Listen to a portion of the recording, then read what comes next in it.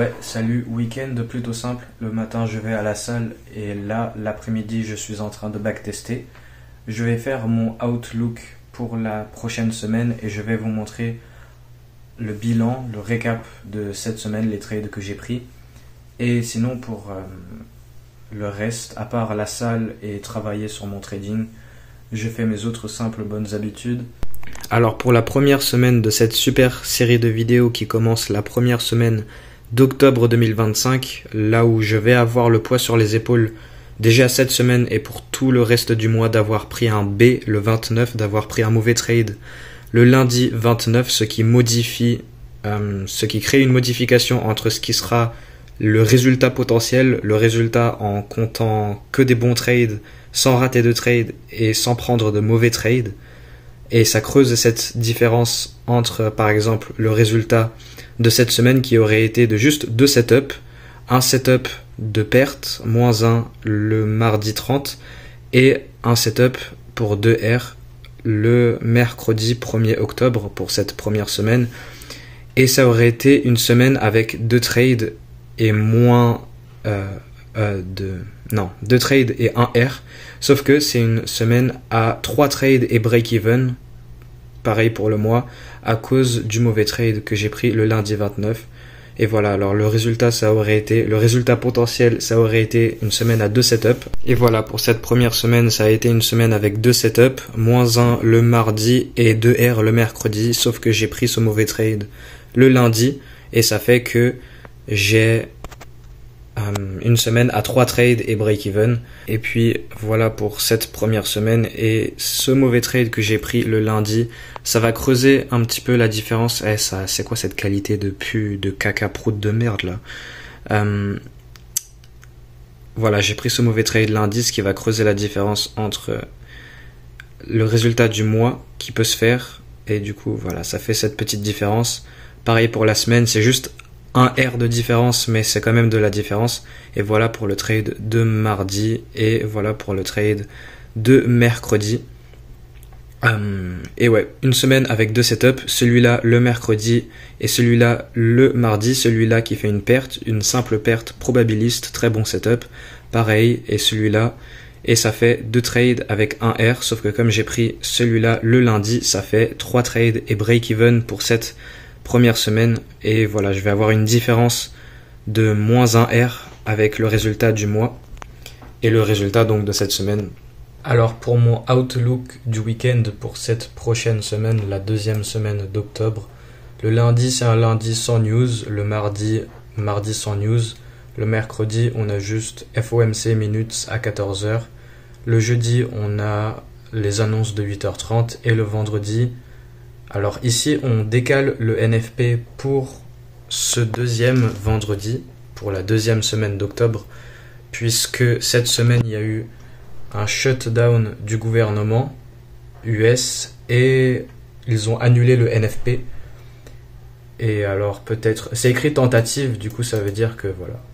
Et puis on a prélim UOM à 10h, et voilà pour cette semaine. Alors pour le outlook de la semaine dernière, on était à ce point-là, vu que ça c'est lundi, on était à ce point-là. Ici on avait retracé sur cette BC Daily, IRL vers ERL, MMBM.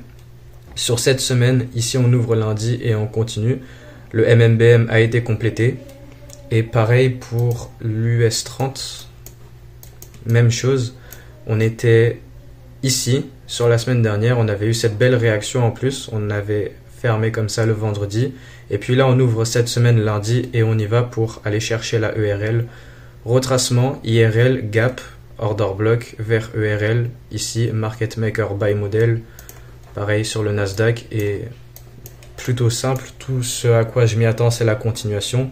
Là on a ce pullback sur ce gap daily, on reteste ce point ici, donc là on peut juste continuer à partir de ce point là. Et ouais, alors tout ce à quoi je peux m'y attendre c'est les continuations. Le market outlook c'est rien de très spécial, ça veut rien dire en vrai, c'est juste moi qui regarde le marché en préparant la nouvelle semaine, mais Ça veut rien dire du tout parce que dans des scénarios un petit peu plus complexes, je peux faire des prévisions, je peux anticiper certains scénarios, mais en réalité, je n'ai aucune idée de ce qui peut se passer et moi, je m'adapte, je réagis au marché par rapport à la semaine, le long de la semaine, je continue à cadrer, à m'adapter, à suivre, à analyser et voir ce qui se passe. Et les market outlook le week-end, c'est plutôt inutile, mais voilà, pour cette semaine, on a fait le MMBM sur l'US 30 et le Nasdaq. Et voilà. Et pour cette semaine, tout ce qu'on avait, c'est j'ai pris un achat ici lundi. Là, le MMBM, le programme bullish pour aller chercher là-haut, était en cours et j'ai pris un trade là-dedans lundi pour continuer le mouvement pour ce que c'est qu'il était. Alors que là, en fait, on avait lancé une pause, un retracement pour ensuite continuer. Voilà, retracement pour là continuer, faire un autre MMBM ici à l'intérieur du plus gros. Et pas y aller directement, mais voilà, faire une pause pour ensuite continuer. Et on était retracé, prise interne, order block, volume imbalance. Sur le 4 heures, on avait retracé, ouais. Juste, on avait fait ça. Là, on était en cours du programme bullish. Et là, on fait cette pause pour continuer et compléter le MMBM. Et sur cette semaine, du coup, j'avais donc pris l'achat là-dedans, qui était un mauvais trade.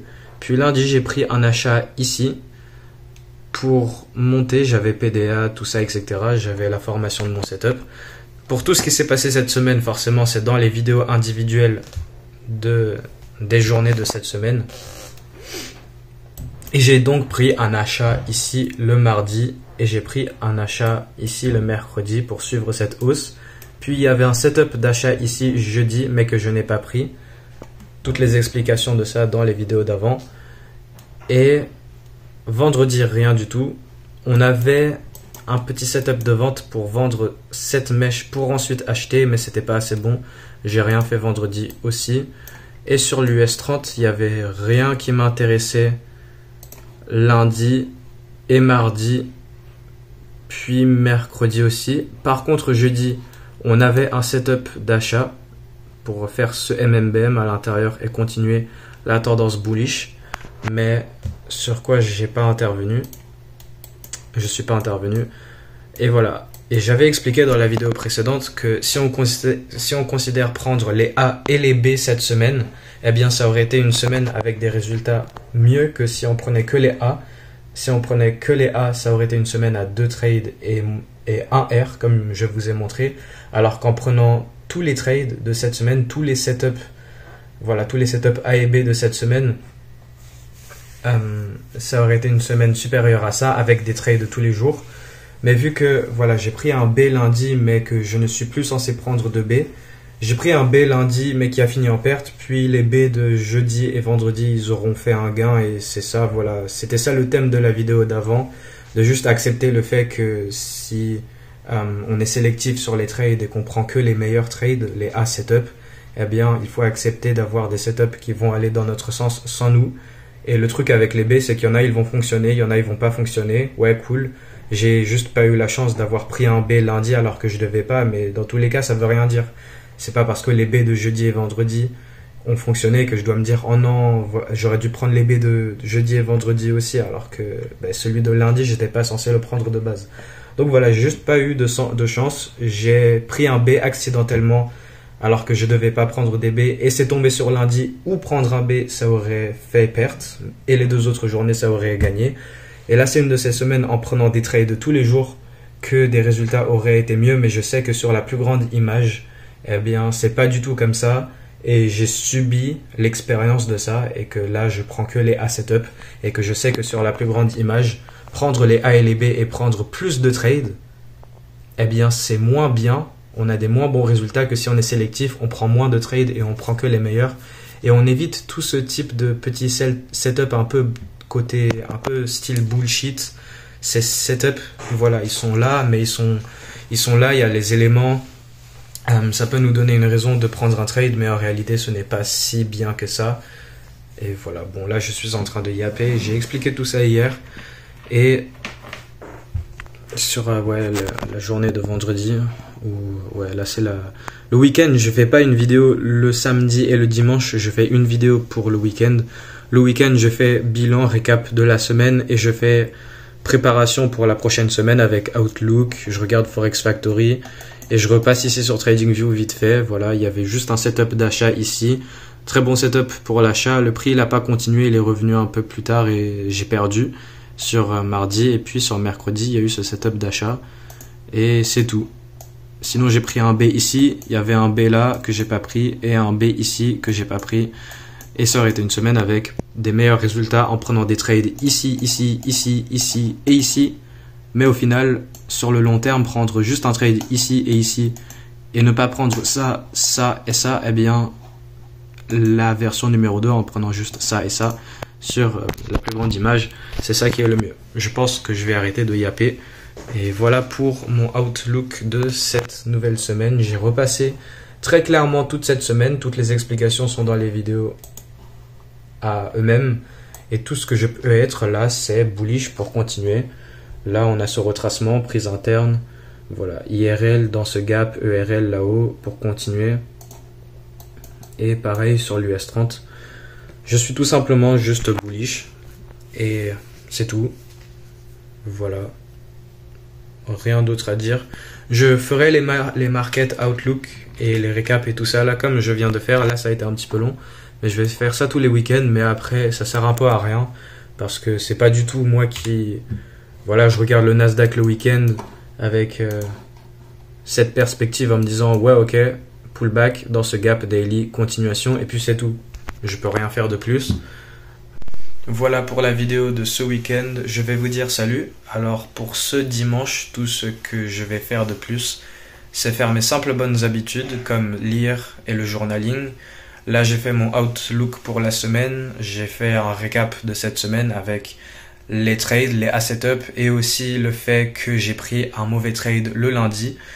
Et puis voilà, c'est une super série de vidéos. Moi, je suis très fier. C'est vraiment super. Chaque vidéo est remplie de valeur. Le week-end, ça va être la vidéo sans valeur réelle. Je vais voilà, faire un market outlook et récap la semaine. Et puis à part ça, ça sera tout.